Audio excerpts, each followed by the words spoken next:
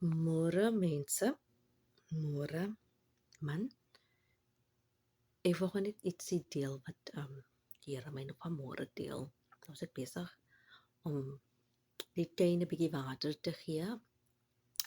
My seun is klaar, my seun in die taxi gesit.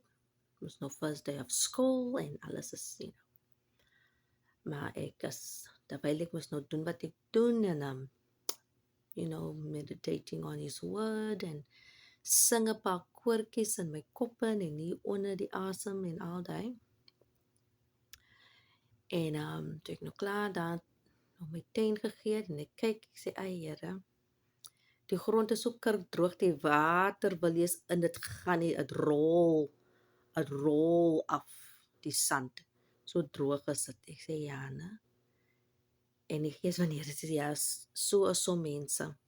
So is party mense. Jy gee vir hulle die water. Jy gee vir hulle die water. Maar hulle neem dit nie in nie. Of hulle neem dit, maar hulle hou dit. Hulle hou dit. Dit sink nie in hulle nie. Dit sink nie. Ek sê ja, dis waar. En dan loop hulle soos mense wat kurkdroog is.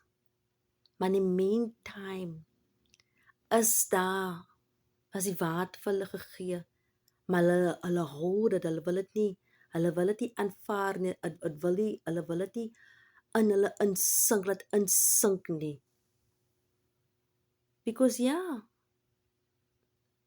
let's face it, ons het issues. Som van ons mense, ons het issues, ons dra baggages van die past, and because we are so covered with baggages of the past that that the word of the Lord can't even penetrate into our lives anymore. En dan die tweede ding wat die Here vir my wys, die Gees van die Here my sê, was ek besig, ek is nou toe klaar en ek dink, okay, ek gaan nog vir my breakfast maak en ek maak toe my porridge warm in die microwave en 2 minutes in die microwave en ek haal dit uit. Ek het hom 2 minutes gegee. Maar toe sien ek mos nou, terwyl ek nog hom warm maak, hier so by 1 minute en 'n half, toe begin hy nou te boil. En ek nou, ek het nou krag vir die microwave om veel te raak nie, dat ek hom uithaal en ek haal hom uit. En toe ek hom uithaal, toe is hy nog koud. Toe is hy nou lukewarm.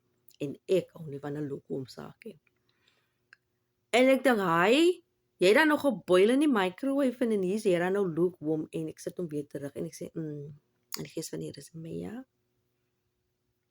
If you come out of the furnace prematurely, if you come out of the fire prematurely, right? You're not ready, maar jy kom van jy wil nou jou vuur vir die mense gee, maar jou vuur is nog koud. Jou saak is nog koud, you're not ready. Maar jy kom en jy dish jouself uit.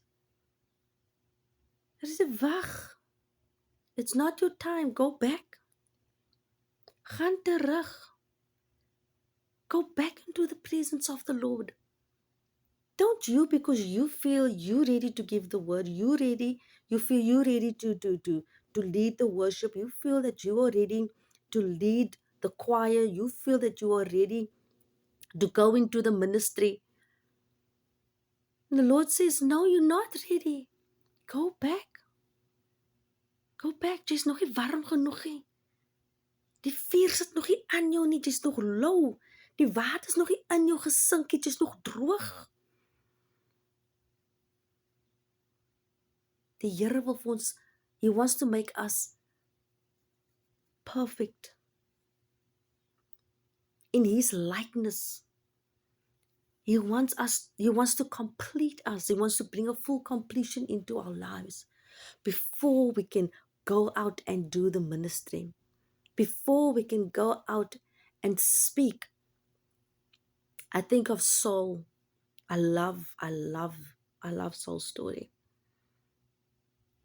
Saul was a man who went out and he captured the believers. And when when he came out, or when he had his introduction into Christ, it was Christ himself that went up and met him. But Christ first made him blind. You see, Christ had to give him a proper introduction about what this life is about. Christ had to give him an introduction about his life, Jesus' life. He had to make him understand, before I'm taking you into this ministry, you need to get to know me. So he gave him the 3-day death experience, the grave experience. Isn't that amazing? Jesus gave him the grave experience. 3 days he was blind, didn't eat, didn't drink. He was just there. And when he finally, after the 3rd day, Ananias came and opened up his eyes, he could see. But he saw more than just what was in front of him. Bible doesn't say that, but I believe he saw more, way much more. His life was turned around completely. But he had to wait. He had to lay there for 3 days. Wait for the prophet to come. Wait. Wag, beloved. Wag op die Here. Moenie vir jou te vroeg uit die saak uithaal nie. Ek dink jy's nou ready nie. Laat die water insink. Dat die vuur in jou warm raak. Voor jy daar uitgaan. Wait in the presence of the Lord. The Lord is busy doing something miraculous to his children. So wag. Ek sê dit vir jou, maar ek sê dit vir myself ook, van ek is ook in 'n waiting period. En dit is nie lekker nie. Van heerlikheid, jy word gestrip van alles af. En almal af. Alles en almal. Maar wag. Nou, 'n lekker dag.